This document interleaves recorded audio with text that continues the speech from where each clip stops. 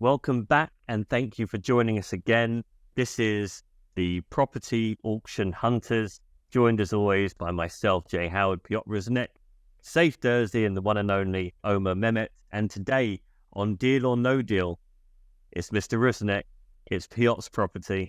Let's see what it is. It's going to be either something that's just so left of field, or it's just going to be something that's so amazing that we've just all gone past it, no one's looked at it, and we're going to feel stupid.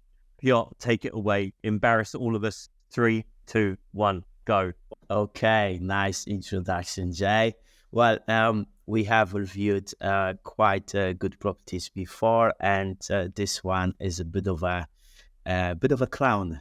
But I think someone could make money from this clown. So what I've got here for you guys is a pair of K6 telephone boxes located in the center of Brighton. So this is what they look like. They are grade 2 listed, freehold, I believe. Not quite sure if this is freehold or not, but they are a pair of K6 telephone kiosks that were out of use. There's been a lot of them coming up in the auctions in the recent years, I would say, and they were selling quite well. All sorts of locations, and normally those telephone kiosks are located in quite busy areas, in city centers and kind of high footfall areas. And we've seen some of them being used as all kind of things, florists, bookshops, coffee shops, bakeries, or more like cake shops, and all kind of like convenience things where people can just pick something up, pay, and go. And the reason why I picked those is because they were in the auction before. In fact, they were in the auctions 3 times. As you can see from the EIG, they were offered for the first time about a year ago in October, and they were withdrawn. That was in Stratton's auctions. Then they were offered again in February, and then again in May. And all the times they were withdrawn. And if they were withdrawn, that probably means they were withdrawn because of no interest. And when I looked up the catalog entries, those telephone kiosks were offered separately. So each one was offered separately, and each one was offered with a guide price of 14k plus and then 12k plus. So basically, whoever owns them wanted about 24 to 28,000 for both of those. And right now, they're in the auction all together at £5,500. So I think that's the attractiveness of it.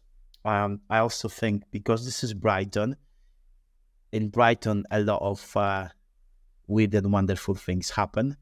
And I think there's enough of a population there that could make something really funky with those telephone kiosks. And I think there's someone out there in Brighton who would easily pay £400 a month for renting out those telephone kiosks and running like an operation from it, a coffee shop. I don't know, lots of different alternative uses. But I think if you rent them out at £400 a month, that's about 4,800 per annum. It's a figure kind of taken in from the air a little bit, but £400 a month if you're doing a coffee shop is not a lot of money, especially if alternatives are paying like 15 to 18,000. So I think this could be a good investment. I think someone who's got a bit of creativity and a bit of imagination, they can make money from it. What do you guys think? Yeah, it's certainly a wild card, isn't it? So I've got a very bad experience of buying obscure things, as some people have called it, park benches, weird and wonderful grade 2 listed buildings with dove cots in the middle of an area of outstanding natural beauty. So I've not had the best of experience buying obscure things and selling obscure things. However, I do think that these are attractively priced enough to be able to take what I would call a punt on, in my opinion. I think at 5.5 for the pair, could there be a title split opportunity? Who knows? But I think as a trader, if it was me looking at it from a trading angle point of view, I would be looking at trying to pick it up as close to guide as possible, putting them both into 2 different London auction rooms, and then maybe trying to basically trade them out with a £1 guide price and a £1 reserve, basically.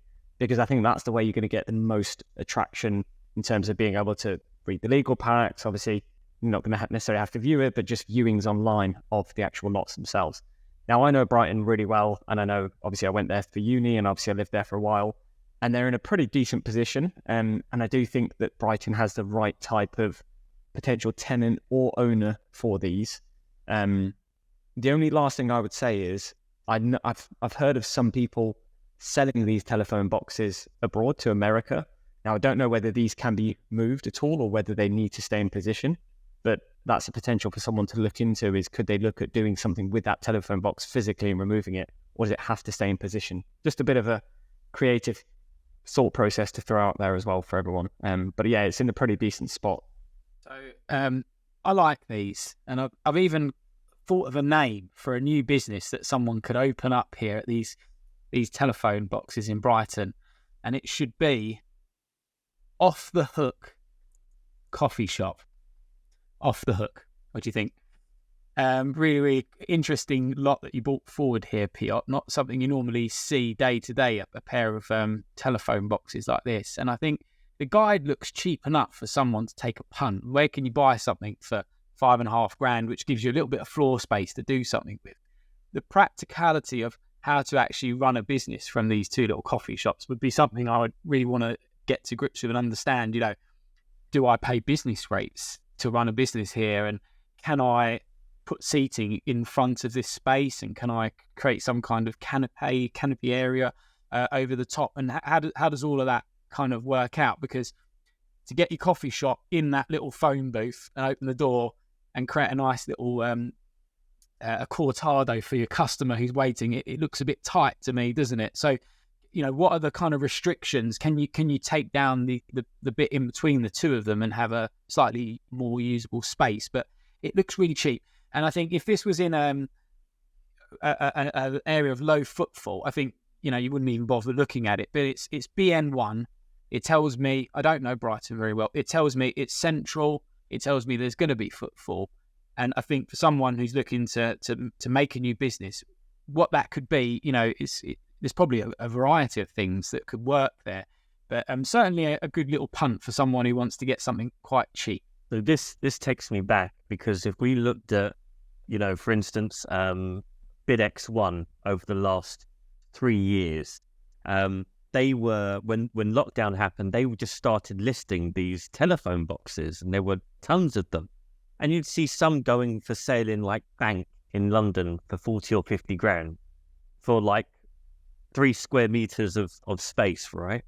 Now, I know Brighton's got, really good capital value in terms of, pound per square foot. Saif's idea about, seeing if there was a telecommunications kind of collector, someone that would want a historic, K6 London or British red telephone box, and, shipping it around the world for them, or whatever that may be. And we've seen some of these telephone boxes that once they're sold, they then come back as a secondary market, where you've got a florist in them, you've got a coffee shop in them, a lending library. I think we saw a couple that had the NHS, the electronic, keeps your heart pumping, resuscitation. Yeah, defibrillators, that's the word I was going for. So there is a myriad of uses for it. But actually, I think a charity or like the local PCSOs could have those kind of spaces and those places as like a community kind of spot where they can problem solve something, where if someone needs help, they can go there and get help. And I think there's quite a few ways to kind of repurpose them, and they're beautiful. I mean, it's a big part of British history, the red post boxes, the red telephone boxes, the black taxis. It's iconic. And if you bought those for 5,500, with the auction fee and your legal fees, you're going to be knocking on the back door of 10 grand. But if you have a business like Omer had suggested, and your P's and your Q's, I think it's an attractive little opportunity. and definitely a left of field option that Piotr would put forward to us. Brilliant. Well, I have got an article for you guys. I mean, I'll share it. Maybe it will increase the selling price of this property. We're not going to buy it, but here's an article from The Standard about the kind of businesses that people run from those telephone kiosks, mini libraries to coffee kiosks. And some of them are really interested. There's Pincadella in Roslyn Hill, Hampstead, and they do focaccia and mortadella from it. There's Wakamisu, coffee and something. And then this is a red coffee box with some dogs. And there is another coffee shop. So I think there's quite a lot of opportunities to make a business from it. And for right price, this is a deal in my opinion. And I actually think this is going to sell for 10 to 12K. Yeah, I think you're not far off. I think probably we'll be looking at around about, I was actually thinking maybe even 13 to 14 for the pair, because I do think at 5,500 guide, it looks quite attractive. The area is quite attractive. There's a lot of money in Brighton as well. And there's a lot of people that kind of just got a bit of money to get out the door for stuff like this. So even though it's a punt to us, to a lot of people, I think they'll be looking at it more from a long-term point of view. But it was just interesting to see how everyone thought about it in totally different ways. So yeah, it was really interesting. It's a deal from me. If it can be bought close to guide, I think it'd be a great little purchase. Stick it up for rent on the open market and see if someone wants to open a little business there. Very cheap and interesting one, yeah. Yeah, I have to say, I feel from the marketing of that guide price, which is how auctioneers and sellers should approach auction, I think it's going to sell. I think it could go to 15 to 16 grand. And I think Omer's right. You know, take the pictures, put it on Gumtree, put it on whatever, and just see what comes of it. But yeah, it would be a nice little punty play at auction in time for Christmas. Why not?